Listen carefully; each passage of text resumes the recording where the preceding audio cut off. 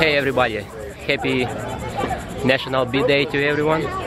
And today we are in Cocoa Beach at the Brevard Backyard Beekeepers Bee Club, celebrating National Bee Day.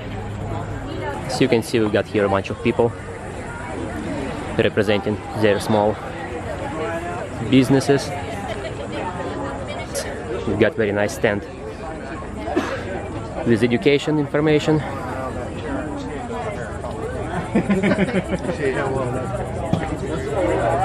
Playground.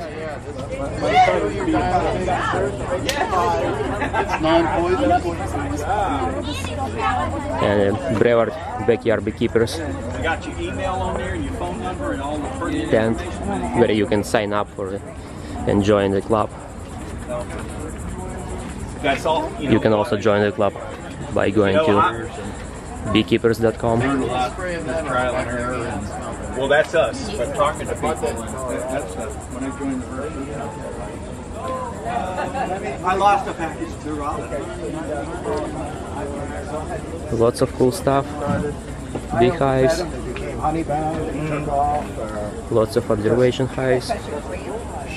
It's just right now the hard work trying to find information about bees. Top bar hives. Everywhere else, it's I know exactly. More honey. More honey in here. Yeah, that's cool. Yeah, it's a neat. I mean, once you start getting fresh honey, your own honey. I told my wife I'll be a beekeeper. The adult brought their tent with a lot of information. Lots of journals. It's just more trips for the bees. That means they can lots of books. Make more honey during the course of the day per bee. So they're pretty efficient. And the pepper trees, that's big. Fixing to bloom in about.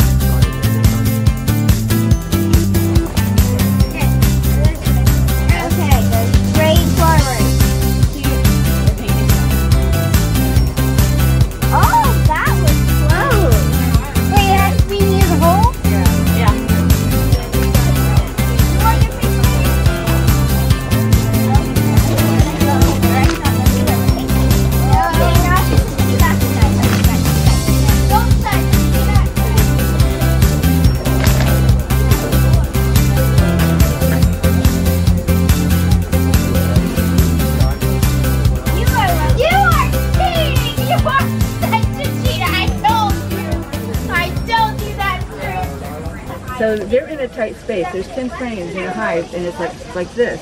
They have bee space, which is an exact space that they use. But when they're in this space, they communicate through their wax. And the blowhive is plastic, so they can't really communicate through the plastic. My girlfriend bought one, and we're going to try it just to appease her and see what it is. But I like the natural way. I don't like to put a lot of pesticides in my house. Because the whole thing, all the little combs are plastic. Yeah, and also, they just split in half and then the honey trickles. Yeah, but that's just for convenience of somebody that just wants honey. Yeah. I'm in it for the bees, and as a backyard beekeeper, I would encourage you to be in it for the bees. The wax serves a couple of purposes in the hive. So the wax takes all the pollutants out of the hive. It starts out this color, and after you have your hive for a while, then you see the really wax get really dark. So how do they make this wax? What is it spit? They have a gland on their chest, and they can make, it takes like a teaspoon of honey to make a wax, but they have little glands on their chest, and it just kind of extrudes in these little flakes, and they just peel it off, and they make this.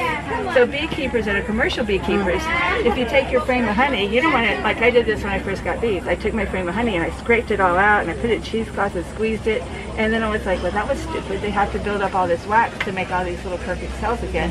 So you're supposed to just slice off the top layer, the toppings, and then extract the honey. Right, and leave right. this, and the bees You just put it right back. You lay it out in the yard. They'll clean it up, make it nice and pretty.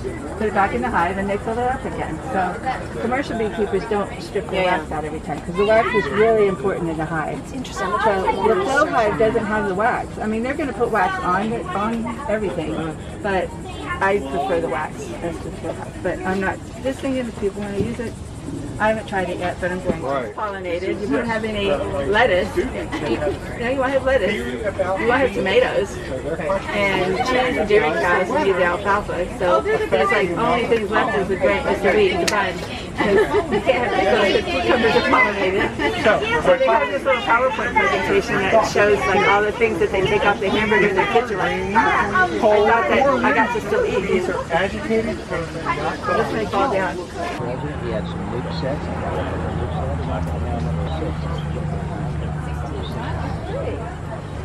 Some tips how to build equipment, how to assemble your frames very quick.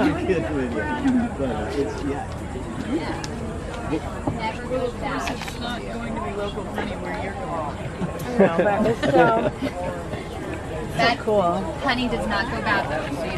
That's a bat house. If you put that in your backyard, then the bats will come and live in your backyard. You know what the bats? You know what their favorite food is? Mosquitoes. Mosquitoes, depending on how you want to pronounce it. Call them Zika bugs.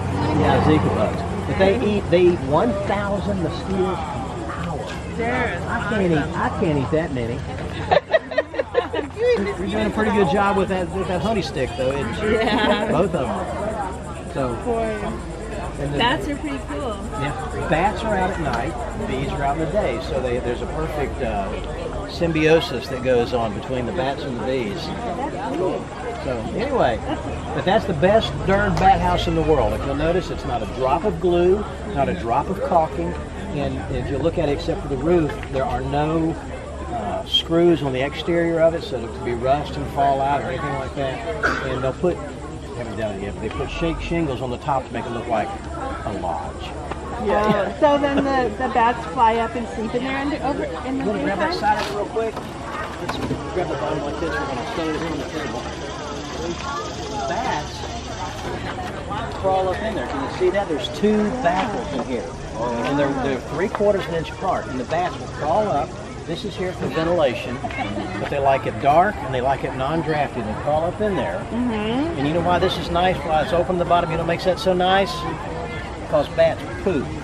And so the poop comes out. Cleans itself out on the ground.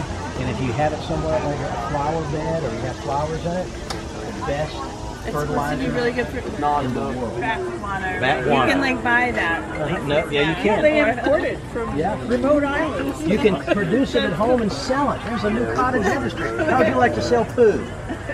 You want that to be your job someday? That'll be your job. No, I agree with you. Ooh, that's gross. What drink?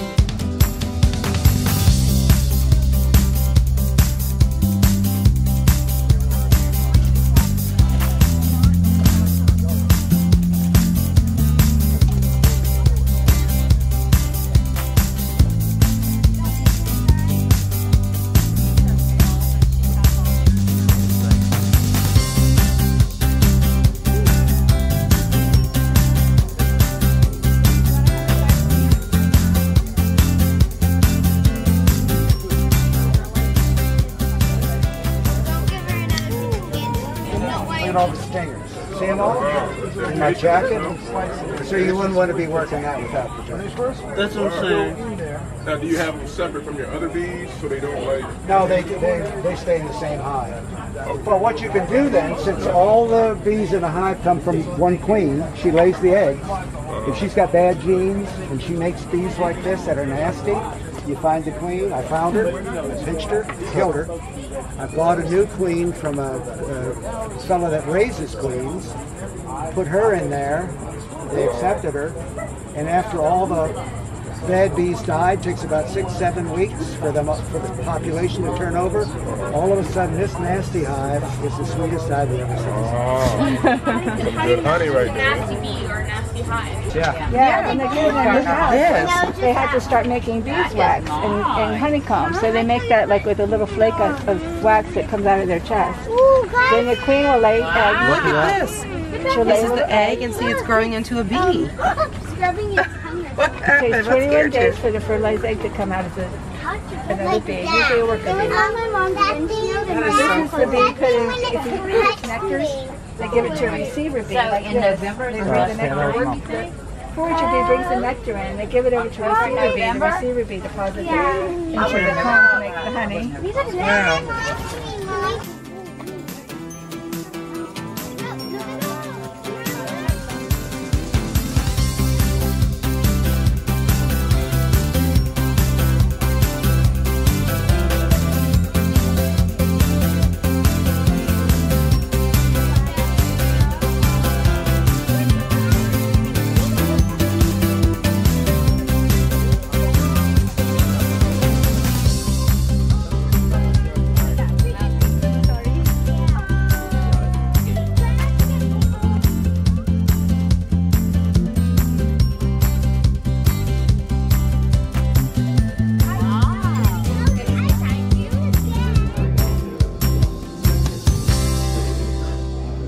So I'm going to go ahead and spin these other ones before I start with that next process.